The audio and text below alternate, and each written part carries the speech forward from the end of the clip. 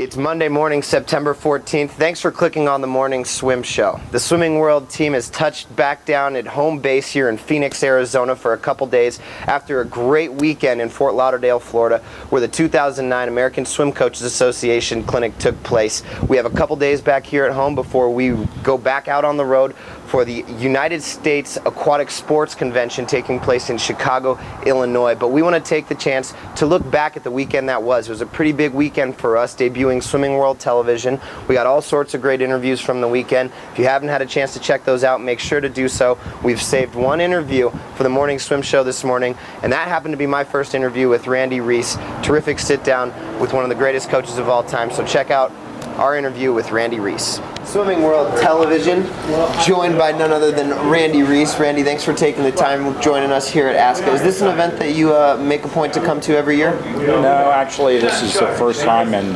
27 years that I've been here. What brought you back this year? Well, I moved back to the state of Florida. It was close by, and I'm trying to promote some different things to go into the swimming world that I think will help a lot of kids. What kind of things? Well, we've designed a program that will actually write a workout for a coach that maybe hasn't had enough experience. John Urbanacek, my brother, and Paul Burkett have gone into this, and you can plug in how many hours you're going to train, or an hour and a half, and what your best time is, and what coach you want to design the workout, and it spits it out. And you have to write up about 100, 150 workouts to plug in so you can get a flow of everything, and then the computer basically does it. And I've gone over it, and I can't tell which workouts I originally wrote up and handed in compared to what is printed out now. So it's geared at coaches, not necessarily at athletes. Well, yeah, I think you'd get a lot of triathletes, and I think a lot of master swimmers might want to do it. And you can do some challenging, put in a couple of seconds faster than your best time, or Michael Phelps' best time, or something like that, and then you see what he's expected to do in that workout, and you can try to do it. And it's a subscription type program? Yeah, it's a monthly type program. What's it called? So, Mission Labs. The one question I would have about that situation is, as a person like yourself who has worked next to athletes for so long, would you see any issues with the personal contact? I know that I've talked to you before about being able to come on deck and see how the athlete's doing, and your brother is a guy who doesn't even write his workouts before he comes on deck. He's kind of checking and always gauging off the athletes. Do you see any of those type of issues coming up? No, because most of your master swimmers or triathletes are doing a lot of training on their own. This way, you would be on the deck coaching. You might just read off what they're going to do or mention something along those lines. So you just might want to get a good set out of it, a main set series. I want to take a step away from that and talk a little bit about coaching in general. I had the privilege of interviewing a Navy SEAL who swam for you back at Florida in the 80s, exactly, Chuck. And he said that once he got done training with you, Coach Reese, that BUDS, which is the initiation for Navy SEALs, was nothing. And I just wondered if that kind of approach, where it's really pushing swimmers to their mental limits in a lot of respects, is still effective with this current generation of swimmers. Yeah, back then we were doing a lot of running the stadium, lifting, doing circuit lifting, and we had a big variety of how we were doing stuff. We'd run the stadium with dumbbells, anywhere from 5 to 10, 12-pound dumbbells, depending on how strong people were, how many times we were running them. And I think when you make the diversity, and that's what he had training with the SEALs, they were bringing logs ashore and doing presses with them and stuff like that on the beach. So it's one of those things. I think kids don't mind the hard work. They just don't want the boring hard work. And that's something that you have really done a good job for so many coaches, giving ideas like tennis shoe kicking, the pulleys for resistance, and those things were all originated by you. How have you kept pushing that creativity? Because I know that even if you're doing all that fun stuff, after a while, if you do that for a few years in a row, it can get repetitive. What other things have you been coming up with, and how do you keep it fresh for your swimmers every year?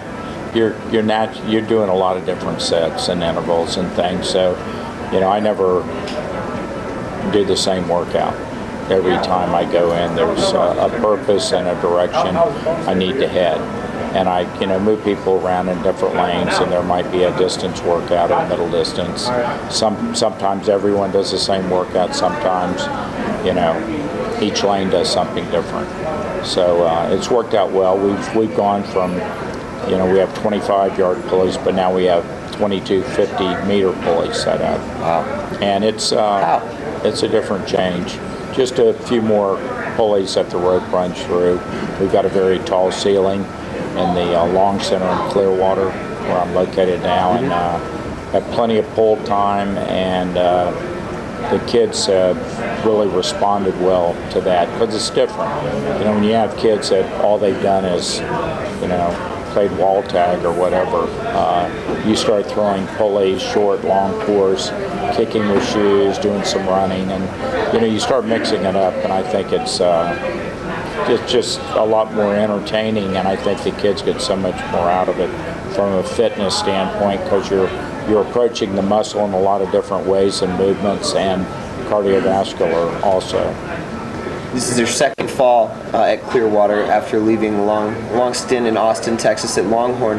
When you come into a new program, is it something that the kids are automatically receptive to based on the type of excitement that you create, and maybe even your reputation? I think in a way, but I think the workouts are a little longer, and than what they're used to. Yeah, and then we do a lot of kicking, and they weren't used to doing much kicking and things, but they're starting to adjust, and a lot of them are starting to see the purpose, and we've had some very good drops with our little kids all the way up to our older kids, and that's a key thing, that they keep dropping times and know their strokes are getting better and stuff. They tend to come around a little faster.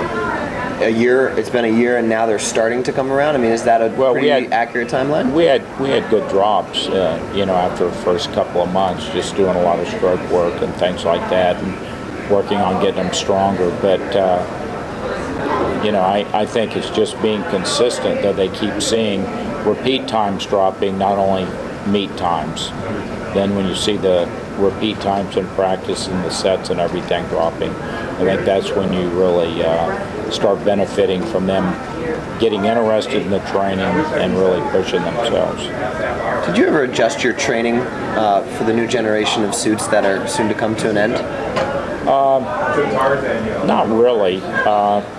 They were here such a short time, and actually only the last couple of big meets you had a chance to see your better swimmers in some of the newest suits. I mean, Speedo came out, but they were just touching on the edge as opposed to what the last suits were that came out. And they were more like being on a surfboard, because you really could actually plane and be lifted up even more in the water with them. So I think it's good to get back. I think that it made a lot of kids, made everybody better than they might have gone, but I think it made a lot of kids better that'll never be better because of the overweight people that are swimming. It kind of sized them down and made them a little more streamlined, that they're going to have a chance to be from here on out. So they're going to have to make up their mind to be a little more dedicated and watch what they eat and get a little more fit. Back in the 70s and 80s, there was a world record brigade that was assisted as well. It was the East Germans and the steroids, and everybody was convinced that there wouldn't be any world records broken, but then what happened is that the coaches looked at the training that was taking place in East Germany, and despite the fact that they were assisted, kind of adopted some of those intense methods.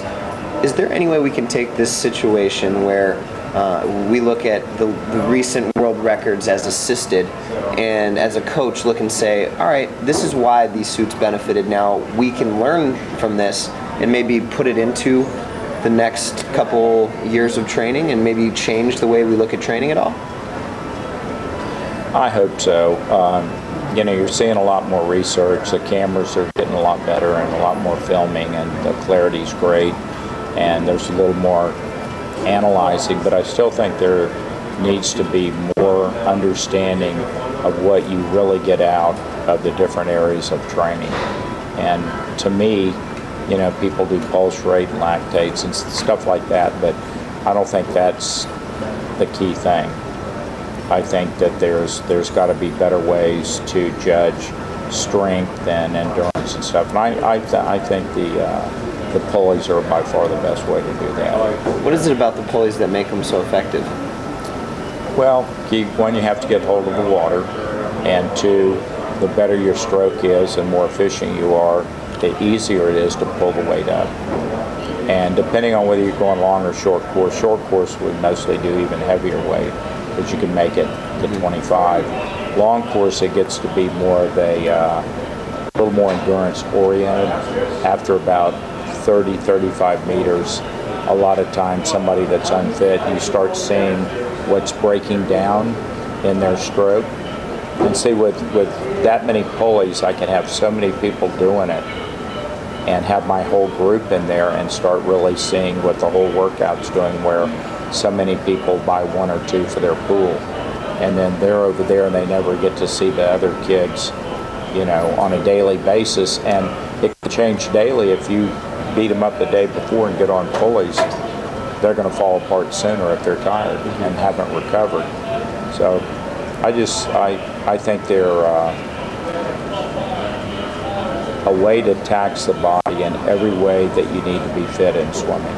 Is it just a tax on the body and how much weight can you pull? Or do you ever slow down and I know I've tried slowing down and putting a paddle on, even on your pulleys that were in Austin, and you feel your stroke a lot different. Do you ever do any stroke work like that, just to kind of, like you said, find those weak spots, but maybe not in an intense environment, maybe take the weight off and try to feel that?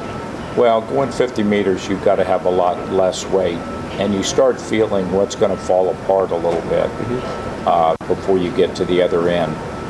And so that helps, but we'll do fins and paddles and just depending on what stroke and what interval we're on and how much weight we're using. But yeah, I think they're great for correcting your technique. It kind of forces you to go automatically to where it's best for you and bend enough where you have the strength, where some people might pull a little more straight arm. And rather than it take months to change somebody, you put them on the pulleys, they might change in 30 minutes.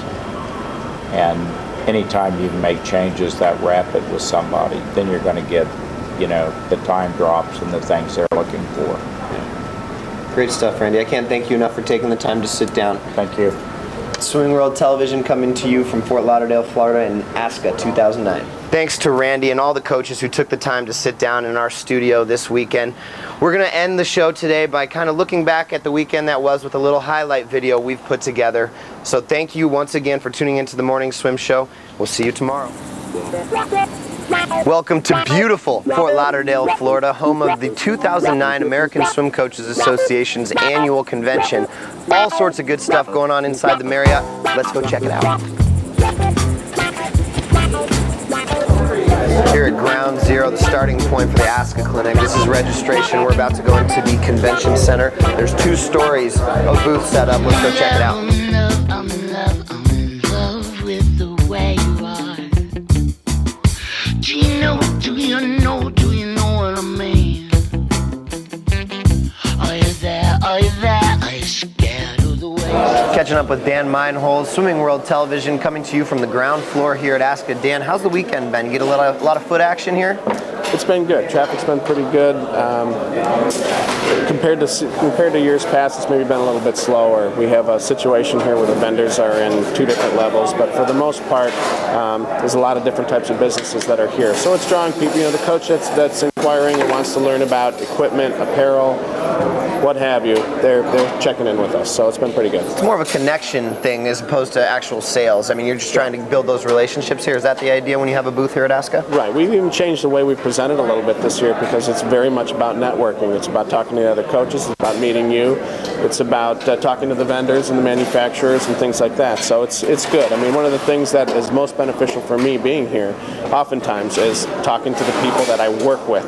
And that's customers, it's even competitors to a certain degree. We all have a pretty good relationship, and we share some information as much as we want to.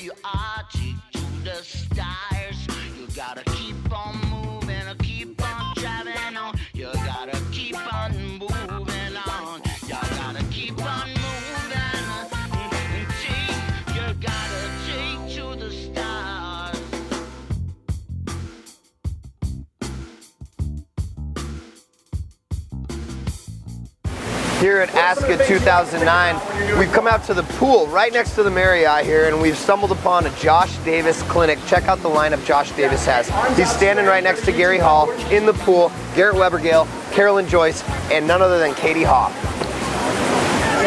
So we're here watching a lineup consisting of Carolyn Joyce trying to be run down by Garrett Webergale. Webergale on the move.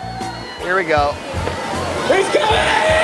Oh, KLJ able to hold off Garrett Webergale with the celebrational point and #1 sign.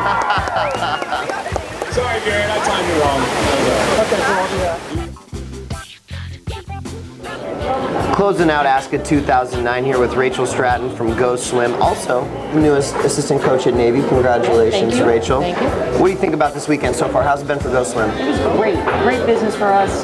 We have a whole new series of Steve Hoffler DVDs with some instructional stuff, and people loved them. And so we pretty much sold out everything, and then had a great time too. So It's been a good weekend here in Fort Lauderdale, Florida. This is Swimming World Television signing off from ASCA 2009.